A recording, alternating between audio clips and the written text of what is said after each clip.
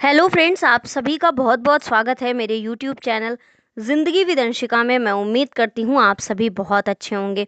तो फ्रेंड्स, जैसा कि आप सभी जानते हैं कि आज सितंबर महीने की 3 तारीख है और 3 सितंबर वर्ष का 246वां दिन होता है। लेकिन इस वर्ष पड़ा था लीप ईयर, तो आज वर्ष का 247वां दिन है और वर्ष 2024 में अभी 119 दिन बाकी बचे हैं। दिन है आज मंगलवार, ट्यूसडे। और अगर हम बात करें हिंदी पांचांग की, तो आज हिंदी पांचांग के अनुसार भाद्रपद मास की शुक्ल पक्ष की प्रतिपदा तिथि है, यानी कि उत्तरत भादव की परेवा है आज। इसी के ही साथ फ्रेंड्स, हम डालते हैं एक नज़र 3 सितंबर की महत्वपूर्ण घटनाओं पर। 1783 में अमेरिका और ब्रिटेन के बीच पेरिस की संधि के साथ क्रांतिकारी युद्ध समाप्त हो गया था। 1833 में अमेरिका में पहला सफल समाचार पत्र न्यूयॉर्क सन बेंजामिन एच डे के द्वारा शुरू किया गया था। 1939 में ब्रिटिश प्रधानमंत्री नेविले चेम्बरलिन द्वारा एक रेडियो प्रसारण पर ब्रिटेन और फ्रांस का जर्मनी के खिलाफ युद्ध की घोषणा करने के साथ ही द्वितीय विश्व युद्ध शुरू हुआ था। 1943 में दूसरे विश्व युद्ध के दौरान मित्र राष्ट्रों ने इटली पर हमला किया था। 1971 में कतर स्वतंत्र राष्ट्र बना था। 1984 में दक्षिण फिलीपींस में आए एक भयानक तूफान की वजह से करीब 1300 लोग मारे गए थे और हजारों की संख्या में लोग घायल हुए थे।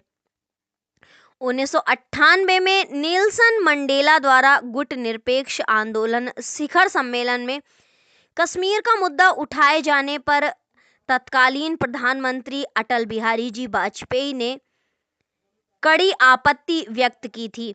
वर्ष 2003 में पाकिस्तान सरकार द्वारा पूर्व प्रधानमंत्री बेनजीर भुट्टो पर देशद्रोह का मुकदमा चलाने का निर्णय लिया गया था। वर्ष 2004 में रूसी सैनिकों ने अपहरणकर्ताओं के कब्जे से स्कूल को मुक्त कराया था। वर्ष 2006 में यूरोप का पहला त्रिवर्षीय चंद्र मिशन समाप्त हुआ था। भारतीय मूल के भरत जगदेव ने गुयाना के राष्ट्रपति के रूप में शपथ ली थी। वर्ष 2007 में चीन के झिंगजियांग प्रांत में चीनी व जर्मन विशेषज्ञों ने लगभग 16 करोड़ साल पुराने जीव के 17 दांत खोजने का दावा किया था। और इसके अलावा बांग्लादेश की पूर्व प्रधानमंत्री खालिदा जिया और उनके सबसे छोटे पुत्र आरफात रहमान कोको को भ्रष्टाचार के आरोप में गिरफ्तार किया गया था। वर्ष 2008 में राजेंद्र कुमार पचौरी को संयुक्त राष्ट्र की संस्था जलवायु परिवर्तन के अंतर्गत सरकारी पैनल आईपीसीसी का प्रमुख चुना गया था। वर्ष 2009 में आंध्र प्रदेश के मुख्यमंत्री वाईएस रेड्डी की हेलीकॉप्टर दुर्घटना में मौत हो गई थी। वर्ष 2014 में भारत और पाकिस्तान में अचानक आई बाढ़ के कारण 200 से ज्यादा लोगों की मौत हो गई थी। इसी के ही साथ फ्रेंड्स, हम देखते हैं कि आज के दिन कौन कौन सी महान हस्तियों का जन्म हुआ था। 1617 में जन्म हुआ था रोशन आरा बेगम का, जो कि मुमताज महल नूरजहां की पुत्री थी। 1905 में कमलापति त्रिपाठी भारतीय राजनीतिज्ञ, लेखक, पत्रकार और स्वतंत्रता सेनानी थे, इनका जन्म हुआ था। 1923 में जन्म हुआ था सुप्रसिद्ध तबला वादक किशन जी महाराज का। 1926 में भारतीय सिनेमा में हिंदी और बांग्ला फिल्मों के प्रसिद्ध अभिनेता उत्तम कुमार जी का। 1931 में जन्म हुआ था प्रख्यात चिकित्सक, एक सफल राजनीतिज्ञ, भूतपूर्व केंद्रीय मंत्री तथा भूतपूर्व राज्यसभा सांसद सीपी ठाकुर जी का। 1957 में विश्व प्रसिद्ध रहस्यवादी और भारतीय मूल के योगी जग्गी वासुदेव जी का। 1940 में हिंदी सिनेमा की प्रसिद्ध संगीतकार जोड़ी लक्ष्मीकांत प्यारेलाल में से एक, यानी प्यारेलाल जी का जन्म हुआ था। 1974 में भारतीय क्रिकेट खिलाड़ी राहुल सागवी का जन्म हुआ था। 1976 में सिने अभिनेता विवेक ओबराय, जिन्होंने जिला गाजियाबाद पिक्चर से खासी जो है वो उपलब्धियां हासिल की थी, और इंडिया बेस्ट ड्रामेबाज एक शो आता था छोटे पर्दे पर, उसे भी ये जज करते थे, उनका जन्म हुआ था। 1971 में किरण देसाई भारतीय मूल की अंग्रेजी उपन्यासकार हैं, इनका जन्म हुआ था। 1992 में साक्षी मलिक का जन्म हुआ था, भारत की प्रसिद्ध महिला पहलवान हैं। तो फ्रेंड्स, ये थी आज के दिन यानी 3 सितंबर से जुड़ी हुई महत्वपूर्ण जानकारियां। और राष्ट्रीय पोषाहार सप्ताह तो मनाया ही जा रहा है।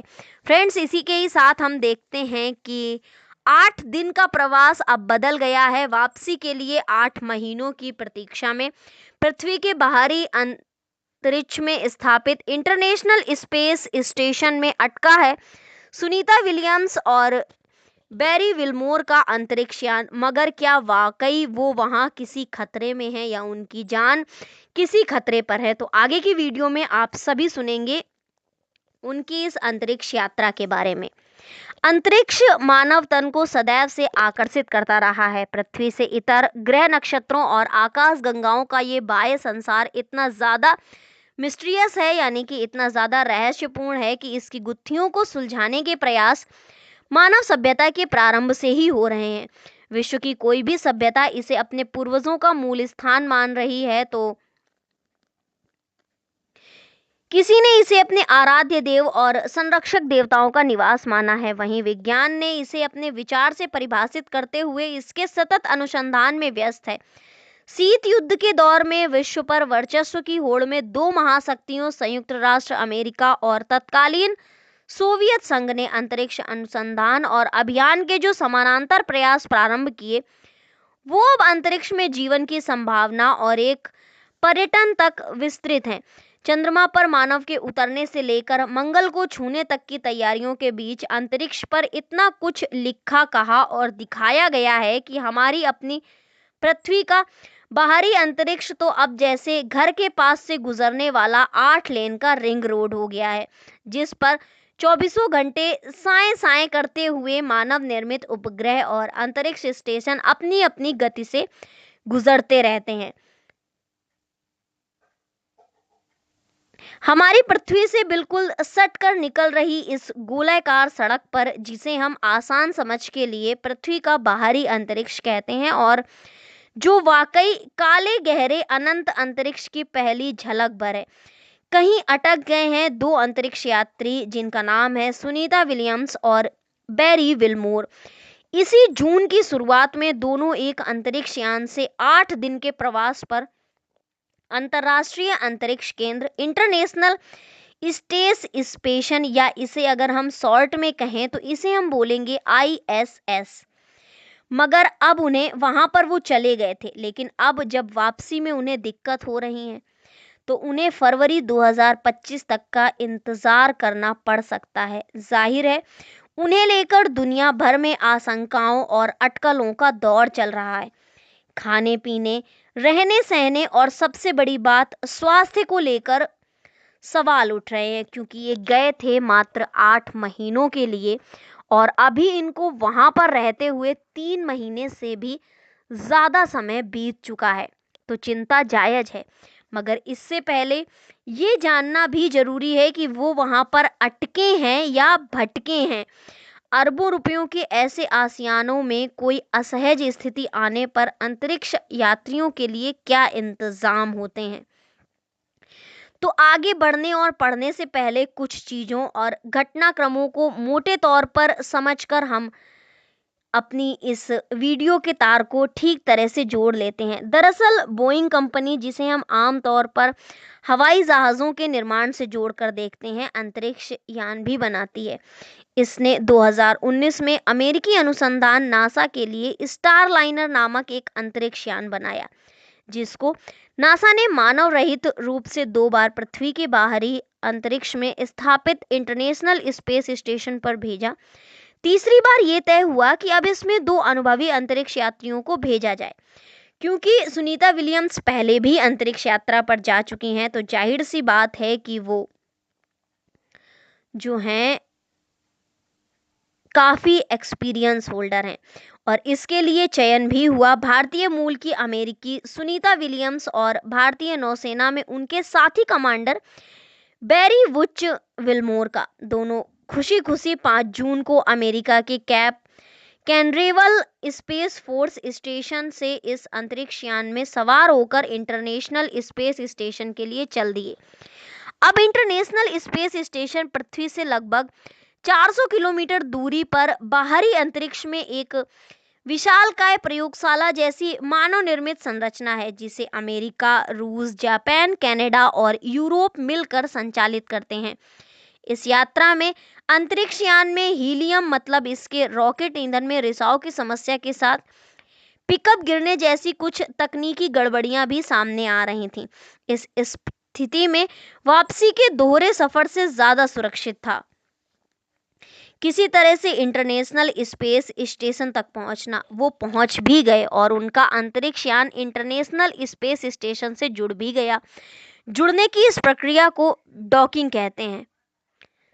सुनीता और बैरी इंटरनेशनल स्पेस स्टेशन के अंदर पहुंच गए, जहां पहले से मौजूद 7 अंतरिक्ष यात्रियों, 4 अमेरिकी और 3 रूसी ने उन्हें गले से लगा लिया और गर्मजोशी के साथ उनका स्वागत किया।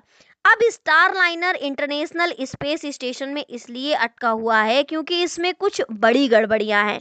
इसे इंटरनेशनल स्पेस स्टेशन से हटाकर बिना अंतरिक्ष यात्रियों के भी पृथ्वी पर वापस जाने के बारे में अगर सोचा जाए तो वो इसलिए संभव नहीं है कि इस बार ये मानव युक्त अभियान के लिए इसके एक सॉफ्टवेयर में ऐसा बदलाव किया गया था कि इसकी डॉकिंग और अनडॉकिंग के लिए इसके भीतर अंतरिक्ष यात्रियों का होना जरूरी है। अब ये बहुत बड़ा जोखिम है क्योंकि अनडॉकिंग होते ही ये दोनों अंतरिक्ष यात्रियों के साथ इंटरनेशनल स्पेस स्टेशन से अलग हो जाएगा और इसकी खराबियों के साथ पृथ्वी पर उनकी वापसी केवल और केवल भगवान भरोसे होगी। इसलिए सुरक्षित विकल्प यही है कि वो दोनों अंतरिक्ष यात्री सुनीता विलियम्स जी और बैरी वुच विलमोर अभी वहीं पर प्रवास करें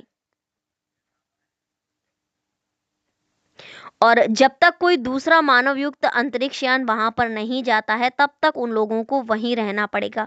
हाल फिलहाल नासा ने इसकी संभावना फरवरी में जताई है, परंतु सितंबर के अंत में भी इसकी एक क्षीण आशा से इनकार नहीं किया जा सकता। ये तो बात हुई विज्ञान और अभियान की। अब कुछ चर्चा कर लें इंसान की। सबसे पहला सवाल तो ये उठता है कि क्या इंटरनेशनल स्पेस स्टेशन में इतनी जगह और सुविधाएं हैं कि सुनीता विलियम्स और बैरी लगभग 8-9 महीने का समय वहां पर बिता सके? तो इसका जवाब है हाँ, मगर कुछ दिक्कतों के साथ। सुकून की बात यह है कि तमाम अटकलों और आशंकाओं के बावजूद वहां उनके पास रोटी, कपड़ा और मकान उपलब्ध है। नासा के मुताबिक और सुनीता विलियम्स द्वारा वहां से जारी एक वीडियो के अकॉर्डिंग भी इंटरनेशनल स्पेस स्टेशन का रिहायशी क्षेत्र किसी 6 बेडरूम अपार्टमेंट की तरह है। इसमें 6 स्लीपिंग क्वार्टर हैं जो कि किसी पुराने टेलीफोन बूथ जितने बड़े हैं। 2 बाथरूम है और एक जिम है। कुल 9 लोगों के बीच ये दिक्कत तलब बात है, लेकिन दोस्ती भी तो कोई चीज होती है ना।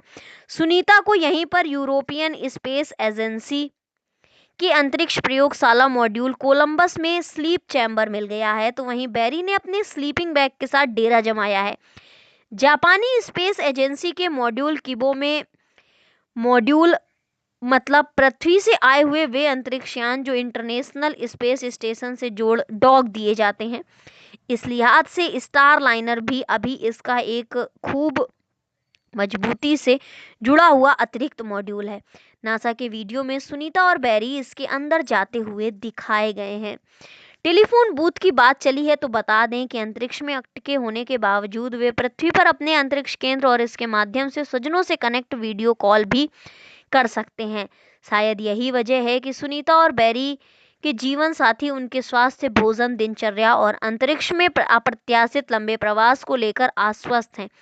उन्हें पता है कि 6 अगस्त को एक मानव रहित अंतरिक्ष यान इंटरनेशनल स्पेस स्टेशन पर 3 टन भोजन, ईंधन और दोनों के लिए भरपूर कपड़े लेकर पहुंच चुका है।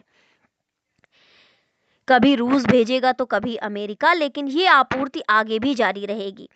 है ना दिलचस्प बात। पृथ्वी पर एक दूसरे पर आंखें तरारने वाली 2 ताकतें अंतरिक्ष की अंतहीन होड़ शुरू करती हैं, मगर इसका भी पूरा ध्यान रखती हैं कि वहां पर पहुंचने वाले किसी भी नागरिकता के अंतरिक्ष यात्री पर कोई आंच ना आए।